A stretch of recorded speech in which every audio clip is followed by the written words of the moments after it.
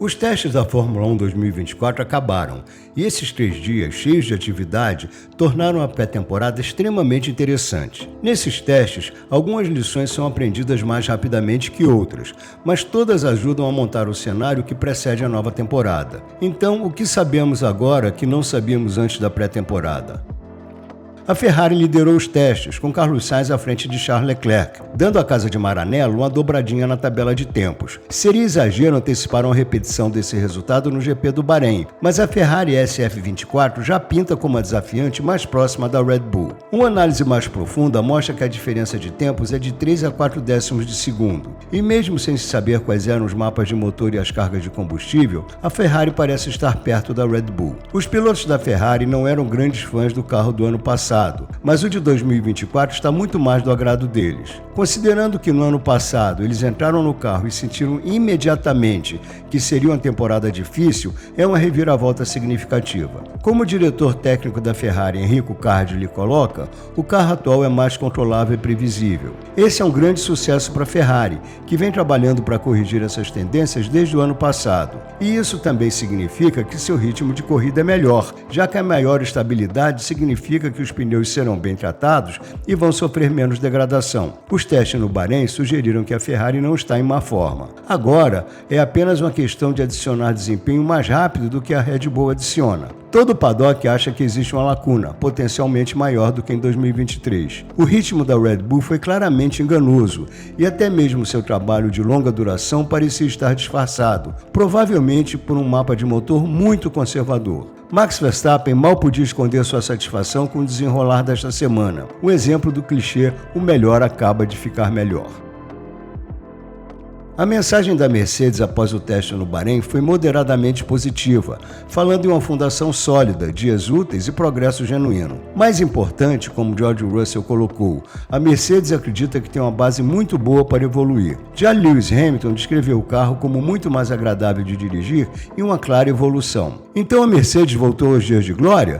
Bem, ainda não, mas o crucial é que a Mercedes finalmente tem um carro que ela espera que seja consistente e responda aos upgrades. Os pilotos estão confiantes que, graças às mudanças na plataforma mecânica, vão poder trabalhar melhor com o desempenho aerodinâmico do carro. Não é apenas pela mudança para a suspensão traseira push-rod, mas também por um maior anti-mergulho na frente e anti-agachamento atrás, que mantém o carro mais equilibrado em frenagem pesada, aceleração forte e alta velocidade. A Mercedes mostrou até que ponto pode ampliar o anti-mergulho na frente, mudando o ponto de ancoragem do braço traseiro do triângulo superior mais para baixo durante o teste. O diretor de engenharia de pista, Andrew Chauvelin, afirma que os defeitos de dirigibilidade do carro de 2023 e seus problemas agora estão no passado. A Mercedes não voltou ao topo, mas agora tem um carro com que pode trabalhar, em vez de ficar indefinidamente tentando tirar o melhor de um carro problemático. A McLaren foi prejudicada por alguns problemas que consumiram tempo. Um defeito no tanque de combustível causou um atraso no segundo dia até ser localizado, e a embreagem precisou ser avaliada no terceiro dia. Isso impediu que a McLaren tivesse um teste proveitoso. Só a Williams completou menos voltas, e os tempos de volta, mesmo que sejam transitórios, não pintaram a McLaren como ameaça às duas principais equipes. Isso foi dito publicamente pela equipe. O CEO da McLaren Racing, Zac Brown, nos disse que a Red Bull está isolada na frente e a Ferrari é a melhor do resto. E Lando Norris disse claramente na coletiva de imprensa do último dia que a McLaren está muito atrás dessas duas equipes. A situação é provavelmente a mesma na Aston Martin, que em alguns momentos chamou atenção na pista, mas em outros deixou claro que está atrás da Ferrari nesse grupo de melhor do resto. Não foi o tipo de teste que destacou a Aston Martin como um verdadeiro azarão 12 meses atrás. Mas não houve bandeiras vermelhas literalmente ou internamente, o que sugere que a Aston Martin pode ameaçar o grupo líder, mesmo que não esteja no meio dele. A mesma tampa de bueiro se soltando na trajetória externa na aproximação da curva 11 foi uma interrupção frustrante para as equipes, 2 vezes. Inicialmente, as peças quebradas no segundo dia foram soldadas. No terceiro, quando quebraram de novo, toda a estrutura foi reforçada. Essas interrupções forçaram a reorganização dos cronogramas de pista e de mídia. Mas vai ter uma corrida nessa pista em poucos dias, e como essas soluções temporárias só aguentaram um dia, é preciso uma providência definitiva. Bastaria remover completamente o bueiro bueiro, preencher a área com concreto e pintá-la. Isso não havia sido decidido até o final do teste, mas essa era a solução mais provável. Pode parecer drástico, mas é pragmático.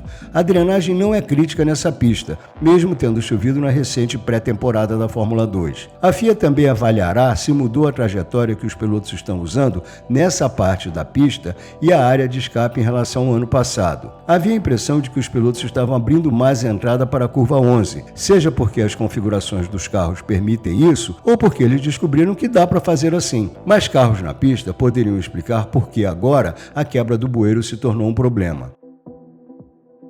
Pela primeira vez, a Alpine atendeu as expectativas na pré-temporada, mas como as expectativas foram intencionalmente reduzidas, já se esperava um começo lento. Mas isso não dá à equipe uma licença para escapar das dificuldades. Estar no grupo de trás não é suficiente para uma equipe de fábrica, e com base nos testes, é aí que a Alpine parece estar. O chefe da equipe, Bruno Faman, descreveu a Alpine como estando no meio em termos de desempenho, mas também apontou que esse meio abrange muitas equipes. No momento, a Alpine parece estar, na melhor das hipóteses, no meio inferior, com um carro que na pista não parece convincente. Pierre Gasly admitiu que o início não vai ser fácil e enfatizou que melhorar o desempenho nas primeiras corridas é crucial. Há planos de melhorias, com peças que já deviam estar no carro no início da temporada, mas só chegarão após algumas corridas. E o que é caracterizado como uma grande mudança de conceito, graças a mudanças significativas na plataforma mecânica, vai demorar para ser compreendido. Mas ainda há muito a fazer para que a Alpine chegue a um nível aceitável,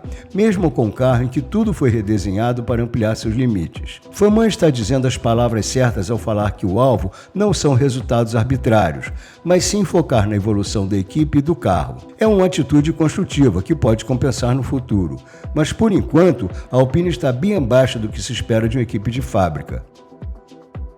Discussões sobre a equipe RB se intensificaram durante os testes por causa das reclamações sobre sua relação com a equipe irmã Red Bull, mas a equipe continuou fazendo um bom trabalho. Dependendo de como se interpretam os números, a RB está ou no final do grupo que persegue a Red Bull ou está na frente do grupo de trás. Qualquer um desses cenários é bom para a equipe. Daniel Ricciardo estava otimista, com esperanças de lutar por um lugar no Q3 no GP do Bahrein, mas a equipe suspeita que se distanciou do grupo de trás e tem um carro que parece consistente na pista e funciona bem. Então o RB é apenas uma cópia da Red Bull do ano passado? Não, ele até usa as suspensões dianteiras e traseiras do RB19, assim como a caixa de câmbio, mas há diferenças aerodinâmicas.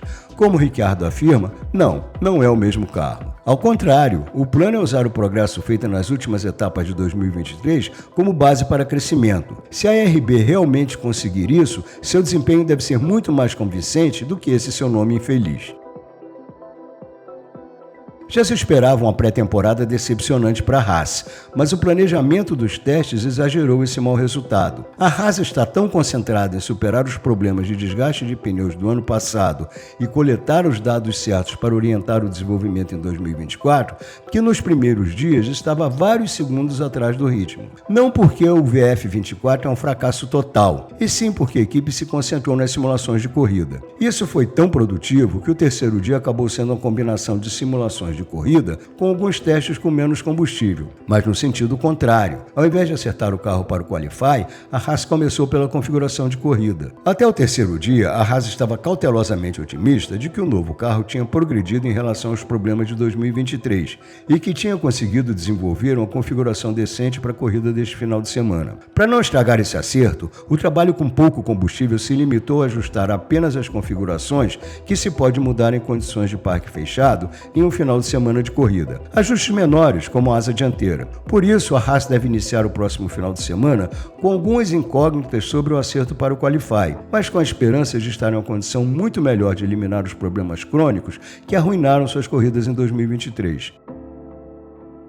Revendo as pré-temporadas da Fórmula 1, de tempos em tempos se viu uma equipe em crise, com um carro lento e pouco confiável. O exemplo mais recente é o Williams em 2019, que entrou na pista tarde e depois passou a temporada bem atrás do resto do pelotão. Em 2024, não há nenhuma equipe sequer perto disso. Em parte, isso se deve à saúde financeira que o teto de gastos trouxe para a Fórmula 1. Mas como diz o chefe da Alpine, Bruno Faman, não existem mais equipes pequenas. Há equipes que parecem estar atrás, como Williams, Alpine, Sauber e Haas. Mas como diz James Key, diretor técnico da Sauber, os diferentes programas de teste impedem que se diga a ordem exata. E como a diferença entre esse grupo e o da frente é pequena, não vai demorar muito para as equipes subirem na hierarquia. O carro da Sauber é um grande avanço em relação ao do ano passado. O da Williams é muito menos caprichoso do que era. E mesmo a Haas, que muitos esperavam que estivesse muito atrás, tem um carro sólido, consistente e não parece estar perdida. Em resumo, não há nenhuma equipe em pânico, o que faz da primeira corrida uma proposta competitiva fascinante, pelo menos atrás da Red Bull.